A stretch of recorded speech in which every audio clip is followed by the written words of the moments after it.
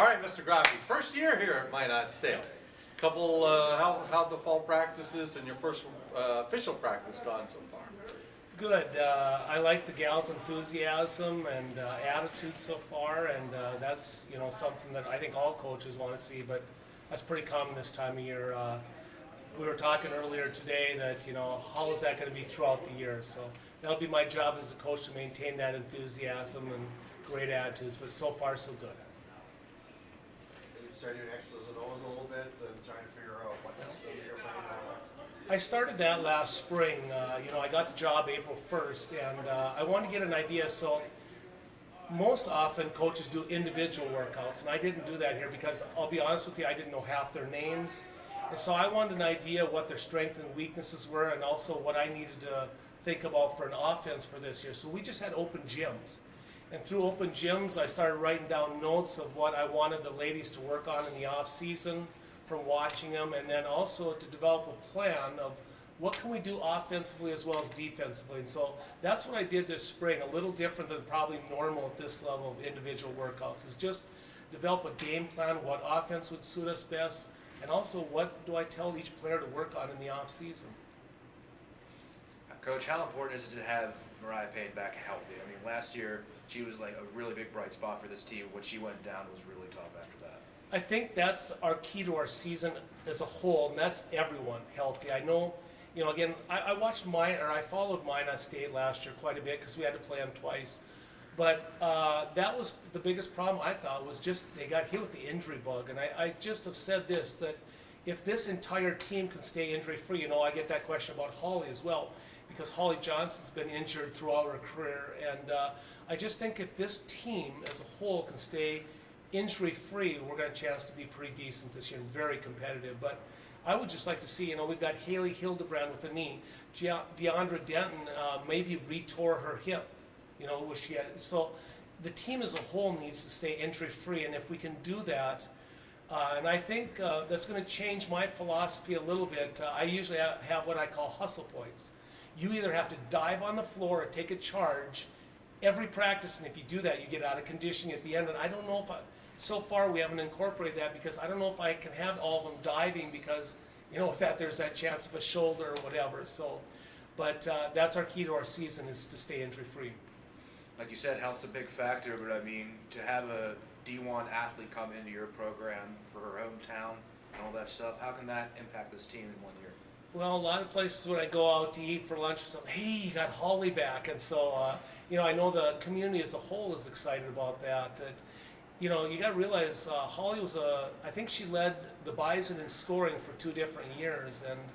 And so she's been at both the University of North Dakota and North Dakota State. So that Division I experience is great to have with the team. Plus, being Miss Basketball of North Dakota sure doesn't help, and a hometown favorite. You get her and Maddie out on the floor. And I think I'm really hoping that people, the community of Minot really embraces that because you've got 2 potential starters that are right here from Minot and are going to contribute heavily. How about getting that post area a little bit more size too? Is that nice having that too? Yeah, and the good thing about getting Holly back is that I think she's versatile enough where if you put a bigger girl on her, she can take her out because Holly can really shoot the 3.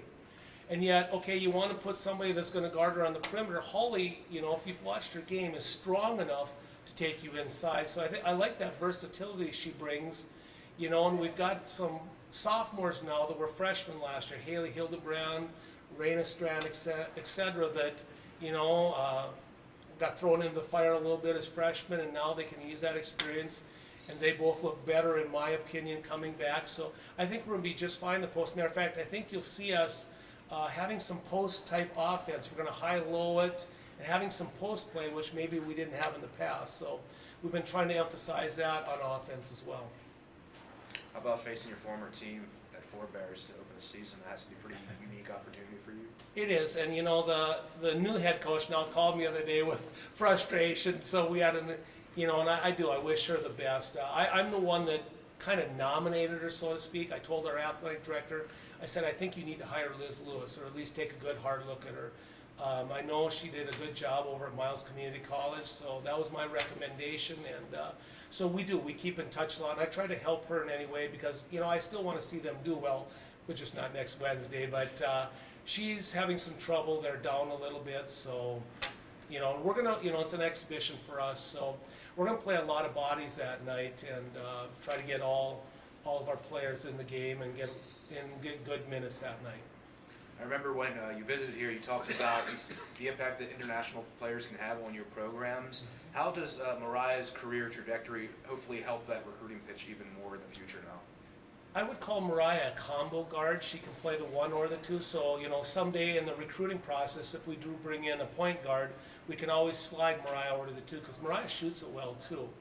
And matter of fact, just last night in practice, I got after a little bit that, she drove to the basket, had a great drive, great read. But yeah, she looked to pass, and I thought, Mariah, you've got to look to score more. So sometime down the line in our future, we may look at moving her to the two spot because Mariah can score, and right now I think she sometimes gets a little too pass happy, but she's very gifted. And I will tell you this, being a North Dakotan my whole life, I just grew up at nearby Crosby, that my first priority is to recruit in North Dakota, but if it's a down year, like it might be this upcoming year, I know the state pretty well, and I'm trying to find, 2018 ladies to recruit, and it might be a little down in that aspect, so we've had to extend our recruiting base, and, are we looking at Australia? We're talking to a gal from there right now as another, I don't know if I should be saying that for recruiting, I didn't name names, but, we're looking at Australia, and some of the players from there. We've also looked into the state of Wisconsin and Minnesota, and we're also going to maybe look at junior college route. But again, my first, priority is North Dakota. But if I feel it's down, then we'll look elsewhere, and we're doing that in the upcoming 2018 class.